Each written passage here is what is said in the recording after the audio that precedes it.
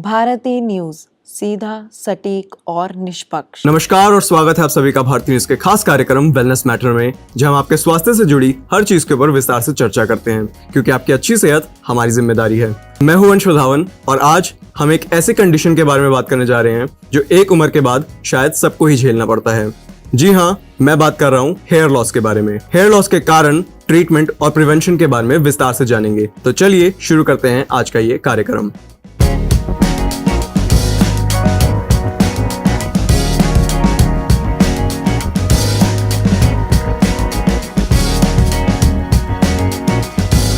आज के ज़माने में हेयर लॉस एक बहुत ही कॉमन प्रॉब्लम बन चुकी है और लोग इससे डील करने के लिए कई तरह के सॉल्यूशंस ट्राई करते हैं। सबसे पहले हमें ये समझना होगा कि हेयर लॉस के पीछे के रीजंस क्या होते हैं। सबसे कॉमन कॉज है एंड्रोजेनेटिक एलोपेशिया, यानी मेल या फीमेल पैटर्न बाल्डनेस। ये एक जेनेटिक कंडीशन है जो मोस्टली हेरिडिटी की वजह से होती है। अगर आपके फैमिली में किसी को हेयर लॉस हुआ है तो आपके हेयर लॉस होने के चांसेस बहुत ज्यादा बढ़ जाते हैं। इसके अलावा एक और कॉमन रीजन है hormonal imbalance. PCOS, thyroid disorder, menopause जैसी कंडीशंस हेयर लॉस को ट्रिगर कर सकती हैं। मेल्स के केसेस में टेस्टोस्टेरोन का डीएचटी में कन्वर्ट होना हेयर फॉलिकल्स को श्रिंक कर देता है, जिससे बाल पतले होने लगते हैं, धीरे धीरे गिरते चले जाते हैं। स्ट्रेस भी एक बड़ा फैक्टर है। जब हम स्ट्रेस लेते हैं, बॉडी में कॉर्टिसोल हार्मोन का लेवल बढ़ने लगता है, जो हेयर ग्रोथ साइकिल को डिस्टर्ब करता है। इसके साथ न्यूट्रिशनल डेफिशिएंसीज भी एक मेजर रोल प्ले करती हैं हेयर लॉस में। अगर आपकी डाइट में vitamin, specially biotin, vitamin D, iron और जिंक की कमी है तो हेयर लॉस होना शुरू हो सकता है। आपके स्कैल्प की हेल्थ भी हेयर लॉस को इन्फ्लुएंस करती है। अगर आपके स्कैल्प में डैंड्रफ या फंगल इन्फेक्शन है तो ये हेयर फॉलिकल्स को वीक बना देता है और इससे बाल गिरने लगते हैं। अब बात करते हैं ट्रीटमेंट के बारे में। मार्केट में बहुत सारे प्रोडक्ट्स अवेलेबल हैं जो हेयर लॉस को टारगेट करते हैं, लेकिन सबसे पहले हमें ये समझना होगा कि हर प्रोडक्ट हर किसी के लिए अलग अलग तरीके से काम करता है। कुछ के लिए ये बहुत तेज और पॉजिटिव रिजल्ट दिखाता है और कुछ के लिए बहुत स्लो और नेगेटिव रिजल्ट्स। सबसे कॉमन ट्रीटमेंट में आता है मिनॉक्सिडाइल। ये एक ओवर द काउंटर सोल्यूशन है जो डायरेक्टली स्कैल्प पर लगाया जाता है।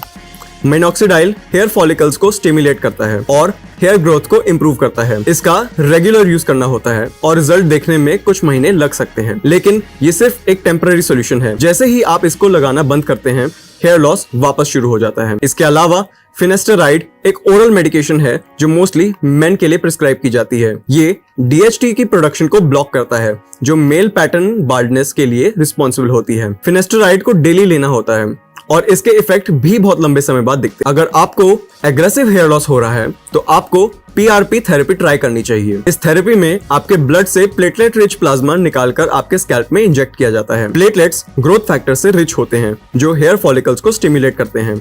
ये ट्रीटमेंट यूजुअली 3 से 6 सेशंस में होती है और हर सेशन के बाद आपको स्लो बट विजिबल रिजल्ट्स दिखने लगते हैं। और इफेक्टिव ऑप्शन है हेयर ट्रांसप्लांट। इसमें आपकी बॉडी के दूसरे पार्ट्स जैसे बैक ऑफ द स्कैल्प या चेस्ट से बाल निकालकर बाल्ड स्पॉट्स में ट्रांसप्लांट किया जाता है। हेयर ट्रांसप्लांट का रिजल्ट परमानेंट होता है, लेकिन ये काफी एक्सपेंसिव है और रिकवरी का टाइम भी बहुत लंबा होता है। हेयर ट्रांसप्लांट के बाद स्कैल्प की प्रॉपर केयर लेना बेहद जरूरी होता है, क्योंकि ये एक सर्जिकल प्रोसीजर है और इन्फेक्शन का रिस्क बढ़ जाता है। नेचुरल रेमेडीज की बात की जाए तो कुछ लोग एसेंशियल ऑयल्स का यूज करते हैं, जैसे रोजमेरी ऑयल या पेपरमिंट ऑयल, जो ब्लड सर्कुलेशन को इम्प्रूव करता है और हेयर फॉलिकल ग्रोथ को प्रमोट करता है।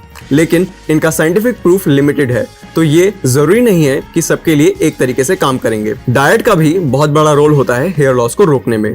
प्रोटीन रिच डाइट जैसे एग्स, फिश और बीन्स आपके बालों की स्ट्रेंथ और ग्रोथ के लिए जरूरी होते हैं। साथ ही आयरन रिच फूड जैसे स्पिनच और रेड मीट आपके स्कैल्प तक ऑक्सीजन पहुंचाने में मदद करते हैं, जो कि हेयर ग्रोथ के लिए बहुत जरूरी होते हैं।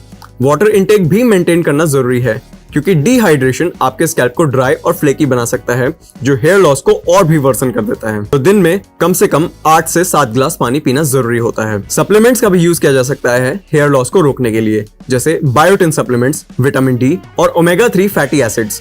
लेकिन सप्लीमेंट्स लेने से पहले एक डॉक्टर से कंसल्ट करना बेहद जरूरी होता है, ताकि आपको ये पता लग सके कि किस न्यूट्रिएंट की कमी है आपकी बॉडी में। आजकल एक नया ट्रेंड चल रहा है लो लेवल लेजर थेरेपी का। ये एक नॉन इन्वेसिव ट्रीटमेंट है जो स्कैल्प पर लेजर यूज करता है ताकि ब्लड फ्लो इंक्रीज और हेयर फॉलिकल्स की ग्रोथ को स्टिमुलेट किया जा सके। लेकिन इसका रिजल्ट स्लो होता है और लॉन्ग टर्म में ही इसका रिजल्ट नोटिसेबल देखा जाता है। साथ ही लाइफस्टाइल चेंजेस भी इंपॉर्टेंट हैं। रेगुलर एक्सरसाइज करना और योगा करने से स्ट्रेस लेवल कम हो जाता है, जो इनडायरेक्टली हेयर लॉस को रिड्यूस करते हैं। स्मोकिंग और अल्कोहल कंजम्पशन को लिमिट करना भी बेनिफिशियल हो सकता है, क्योंकि ये ब्लड सर्कुलेशन को इफेक्ट करते हैं, जो बालों की हेल्थ के लिए बेहद जरूरी होता है। शैम्पू और कंडीशनर का भी सिलेक्शन केयरफुली करना चाहिए। हर किसी की स्कैल्प और हेयर टाइप अलग अलग होते हैं, तो सल्फेट फ्री और पैराबेन फ्री प्रोडक्ट्स चूज करना सेफ ऑप्शन होता है। आपको हार्श केमिकल से बचना चाहिए, जो स्कैल्प को इरिटेट करते हैं और हेयर लॉस को और भी जल्दी एक्सेलरेट करते हैं। अगर आप हेयर स्टाइलिंग टूल्स जैसे स्ट्रेटनर और ब्लो ड्रायर का ज्यादा यूज करते हैं तो उन्हें कम करना बेहतर रहेगा, क्योंकि एक्सेसिव हीट आपके बालों को ब्रिटल और वीक बना सकती है, जो हेयर ब्रेकेज का कारण बन सकती है। इसलिए हीट प्रोटेक्टेंट स्प्रे का यूज जरूर करें अगर आपको स्टाइलिंग करनी पड़ती है। एक और चीज जो इम्पोर्टेंट है वो है स्लीप। कम से कम 7-8 घंटे की प्रॉपर स्लीप लेना एसेंशियल है, क्योंकि जब हम सोते हैं तब हमारी सेल्स रिपेयर होते हैं और इस प्रोसेस में बालों की भी रिपेयरिंग होती है।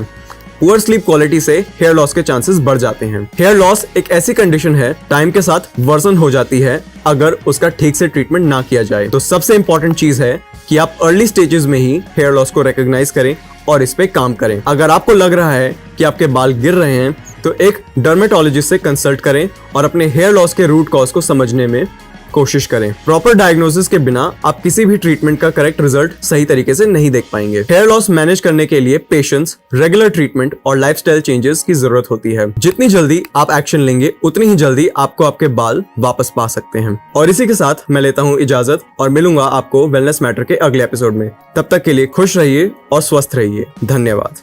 बस अभी 12th खत्म हुई थी और अब आधे से ज्यादा टाइम ये सोचकर निकाल देते हो कि which career to choose.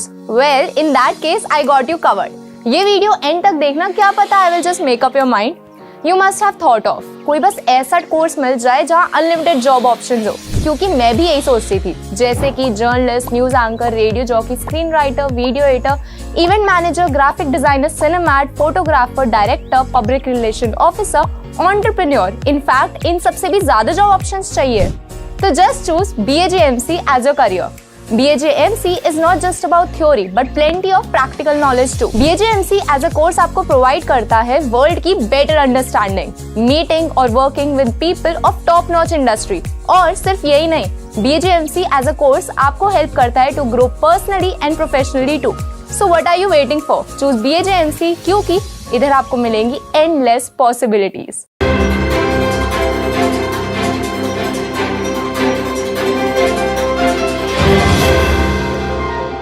Bharti news, सीधा, सटीक और निष्पक्ष।